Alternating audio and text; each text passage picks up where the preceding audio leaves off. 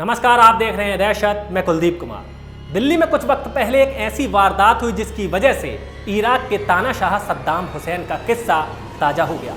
चलिए आपको पहले वो बता देते हैं जिसकी वजह से तानाशाह सद्दाम का नाम सबकी जुबान पर आ गया।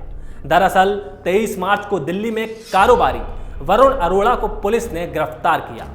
वरुण पर आरोप है कि उसने अपनी सास, साली और अपनी पत्नी को मछली में जहर मिलाकर दे दिया, जिससे सास और साली की मौत हो गई थी और आरोपी की पत्नी दिव्या 40 दिनों से सर गंगाराम अस्पताल में जिंदगी और मौत के बीच झूल रही थी। लेकिन अब दिव्या ने भी अपना दम तोड़ दिया। ये जहर इतना खतरनाक है कि आसानी से इसका मिलना भी असंभव है।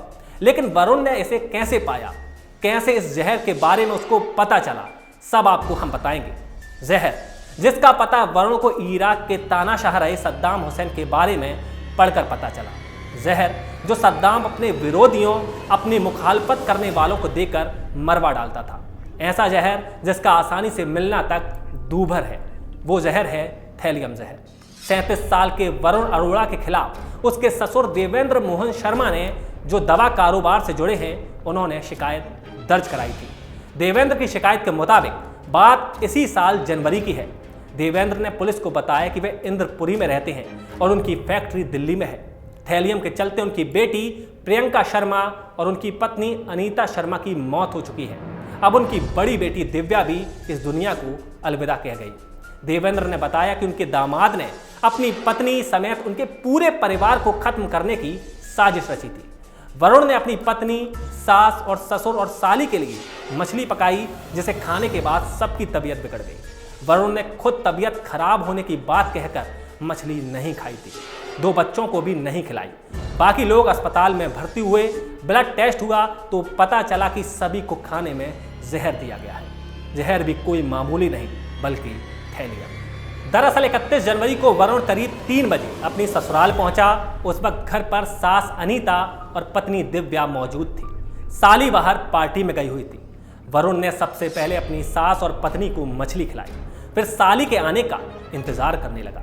जब शाम करीब 5 बजे साली घर पर आई तो वरुण ने उसको भी मछली खाने को दी और फिर वरुण वहां से चला गया। वरुण ने जबड़े में दर्द बताकर ना तो खुद मछली खाई थी और ना ही अपने दोनों बच्चों को खाने को दी थी। इसके बाद 4 फरवरी को सबसे पहले आरोपी की साली प्रियंका की तबीयत खराब हुई और उसे अस्पताल में भर्ती कराया गया, जहां 15 फरवरी को उसकी मौत हो गई। फिर सास की तबीयत खराब हुई। 4 मार्च को अनीता को भी अस्पताल में भर्ती कराया गया। 21 मार्च को अनीता की भी मौत हो गई, जबकि वरुण की पत्नी दिव्या पिछले 40 दिनों से कोमा में थी, जिसने 8 अप्रैल की देर रात दम तोड़ दिया। देवेंद्र ने अपने दामाद पर हत्या करने का संदेह जताया। इसके बाद पुलिस ने मामले की पड़ताल की।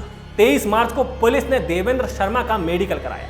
डॉक्टर तब हैरान रह गए जब उन्हें देवेंद्र के खून में थैलियम का स्तर बढ़ा हुआ मिला। पुलिस ने अनीता शर्मा का पोस्टमार्टम और फॉरेंसिक जांच कराई। इसमें अभी थैलियम का स्तर बढ़ा होने की पुष्टि हुई। इसके बाद पुलिस ने वरुण को गिरफ्तार कर लिया। वरुण से जब पूछताछ की गई तो वरुण ने सारी सच्चाई कबूल कर ली। इंडियन एक्सप्रेस की खबर के मुताबिक पुलिस ने बताया कि 6 साल पहले वरुण अरोड़ा के पिता की मौत हो गई थी। इसी समय वरुण की पत्नी प्रेग्नेंट थी। वरुण का मानना था कि उनके पिता अब उनकी संतान के रूप में वापस आएंगे, लेकिन पत्नी की प्रेगनेंसी में कुछ दिक्कतें आ गईं। डॉक्टर ने अबॉर्शन की सलाह दी। वरुण इसके लिए राजी नहीं था, लेकिन पत्नी ने डॉक्टर की सलाह मानकर अबॉर्शन कराया। पत्नी के घर वालों ने भी उसका साथ दिया। तभी से वरुण पत्नी और ससुराल वालों से बदला लेना चाह रहा था। बाद में वरुण और उनकी पत्नी को IVF से 2 बच्चे हुए, लेकिन वरुण का बदला लेने की चाहत बरकरार रही। वरुण पर IPC की धारा 302 के तहत केस दर्ज किया गया है।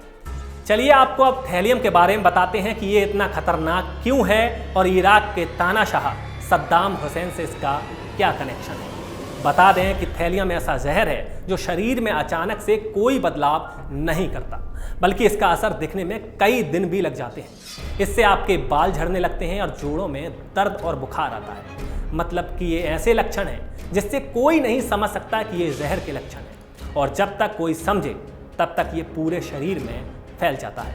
अगर बहुत बारीकी से अध्ययन ना किया जाए तो कोई समझ भी नहीं सकता कि मौत थैलियम से हुई है। वैसे तो थैलियम को पाना इतना आसान नहीं है, लेकिन वरुण ने अपने ससुर के नाम पर इसे खरीदा। उसने कहा कि वह अपने ससुर के साथ मिलकर एक दवा पर काम कर रहा है और दवा बनाने के लिए थैलियम की ज़रूरत होगी। ससुर के दवा कारोबारी होने की वजह से ही वरुण को इसे हासिल करने में दिक्कत नहीं हुई। इस पूरे मामले में सद्दाम हुसैन का जिक्र इसलिए आया क्योंकि वरुण ने सद्दाम हुसैन के बारे में पढ़ा था और वहीं से उसको थैलियम के बारे में पता चला कि कैसे सद्दाम अपने दुश्मनों के लिए थैलियम नाम के जहर का इस्तेमाल करता है। इराक में और इराक के बाहर कई ऐसी मौतें हुई जिनमें सीधा नाम सद्दाम हुसैन का आया। ऐसे कई किस्से हैं जिनसे सद्दाम का नाम जुड़ा। द टाइम्स न्यूज़पेपर के हवाले से आपको सन 1988 में लिए चलते हैं। इराक के एक बिजनेसमैन थे अब्दुल्ला अली। अब्दुल्ला अली का अधिकांश बिजनेस इराक में था, लेकिन वे लंदन में रहते थे। एक दिन शाम को अब्दुल्ला अली दोस्तों के साथ डिनर करने गए। वहाँ पर उन्होंने डिनर किया, वोदका पिया। डिनर करने के बाद वो घर आ गए, लेकिन कुछ दिन बीतने के बाद उनकी तबीयत बिगड़ने लगी। शुरुआत में उन्हें बुखार आया, जॉइंट्स में दर्द हुआ, फिर दर्द धीरे धीरे और बढ़ गया और अली की मौत हो गई।